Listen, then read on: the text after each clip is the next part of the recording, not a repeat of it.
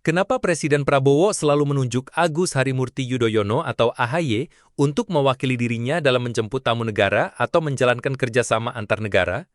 Pertanyaan ini tajam, menggelitik benak publik, bahkan menimbulkan bisik-bisik. Apakah ini soal kepercayaan, strategi, atau tanda ada peran wakil presiden yang sengaja dipinggirkan?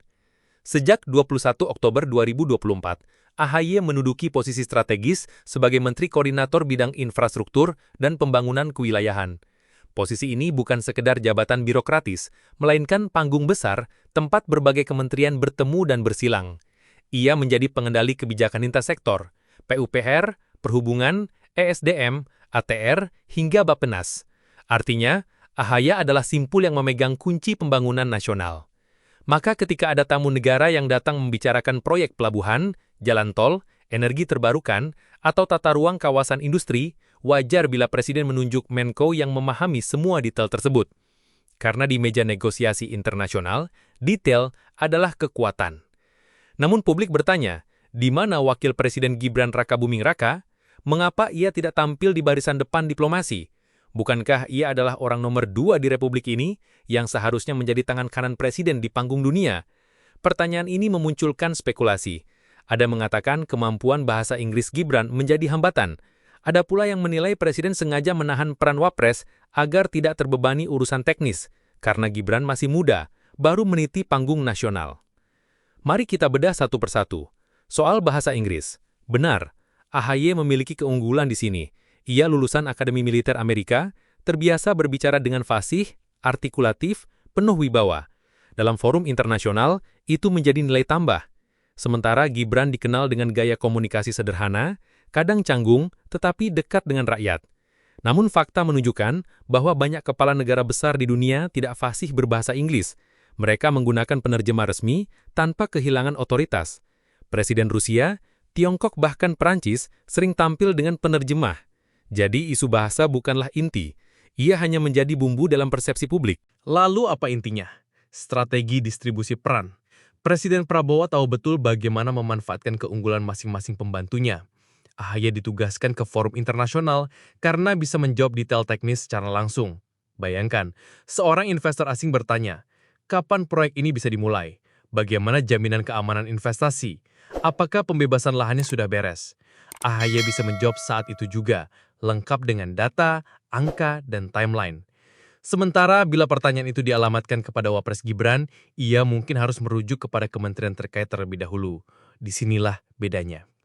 Gibran bukan tidak penting, justru peran Wapres diposisikan pada panggung lain, panggung simbolik, politik domestik, dan legitimasi. Ia menjadi jembatan antara pemerintah pusat dengan rakyat, simbol generasi muda di pucuk kekuasaan, serta penghubung energi politik yang dibutuhkan Prabowo untuk menjaga stabilitas di dalam negeri. Dalam orkestra kekuasaan, Prabowo memainkan simfoni, AHY di panggung teknis, Gibran di panggung simbolik. Mari kita lihat contoh konkret. Ketika delegasi Jepang datang membicarakan proyek MRT tahap lanjutan, mereka membutuhkan kepastian teknis, pembebasan lahan, alur pembiayaan, dan jadwal pembangunan. AHY hadir menjawab semua dengan gamblang. Itu memberikan keyakinan kepada investor bahwa Indonesia serius dan siap. Lain halnya ketika ada pertemuan G20 di tingkat kepala negara. Di forum itu, yang lebih penting adalah simbol politik dan legitimasi internasional. Disinilah peran Wapres Gibran bisa lebih kuat, berdiri sejajar dengan pemimpin dunia, membawa pesan bahwa Indonesia punya wajah muda dan segar di kancah global. Perbandingan ini jelas, AHY adalah eksekutor teknis, seorang jenderal di meja kebijakan, jembatan antara kesepakatan internasional dan implementasi domestik. Sedangkan Wapres Gibran adalah simbol politik, penyeimbang generasi muda, pengikat dukungan rakyat. Keduanya memiliki panggung masing-masing, tetapi publik seringkali hanya melihat siapa yang muncul di layar televisi, sehingga muncul kesan seolah Wapres terpinggirkan. Tak hanya soal teknis dan simbol, ada juga dimensi politik koalisi. Memberikan panggung internasional kepada AHY berarti memberi panggung juga kepada Partai Demokrat.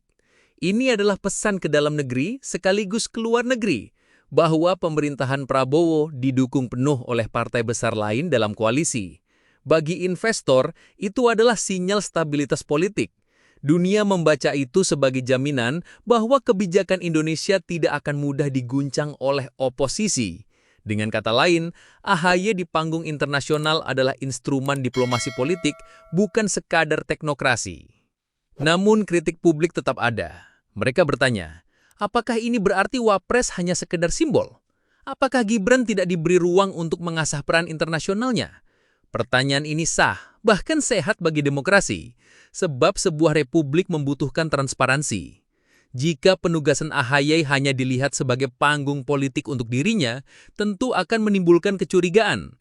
Tetapi jika penugasan itu dijelaskan sebagai strategi manajemen kerja dengan hasil nyata yang bisa dilihat publik, maka ia justru menjadi contoh pembagian tugas yang efektif. Mari kita lihat fakta di lapangan. Saat AHY menghadiri Forum Infrastruktur Asia di Singapura, ia berhasil mengamankan komitmen investasi miliaran dolar untuk energi terbarukan. Sementara itu, Gibran menghadiri acara dengan komunitas UMKM dan startup digital di dalam negeri, menyerap aspirasi langsung dari pengusaha muda. Dua panggung berbeda tapi saling melengkapi. Yang satu membawa modal ke Indonesia, yang satu memastikan rakyat siap menyerap modal itu. Dari sudut pandang publik, inilah momen yang membingungkan sekaligus menarik.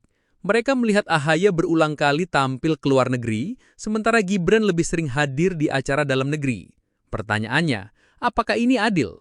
Apakah Wapres memang cukup puas dengan peran domestik?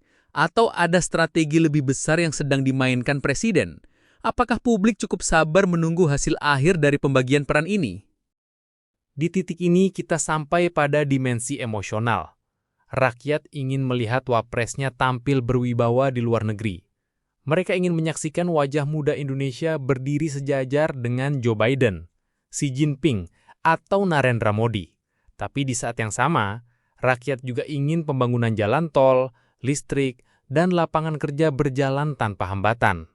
Maka, pilihan Presiden menunjuk AHY adalah pilihan pahit yang logis. Lebih baik teknis berjalan mulus meski simbol terasa kurang, daripada simbol besar tanpa isi konkret. Jadi, kembali ke pertanyaan awal, kenapa Prabowo selalu menunjuk AHY? Jawaban paling tajam adalah karena ini soal efektivitas, relevansi, dan strategi politik. Bahasa Inggris bukan inti masalah, melainkan distribusi peran. Presiden tahu kapan simbol harus dijaga, kapan teknis harus dituntaskan. AHY memastikan janji kerjasama tidak berhenti di atas kertas, sementara Gibran menjaga legitimasi politik di rumah.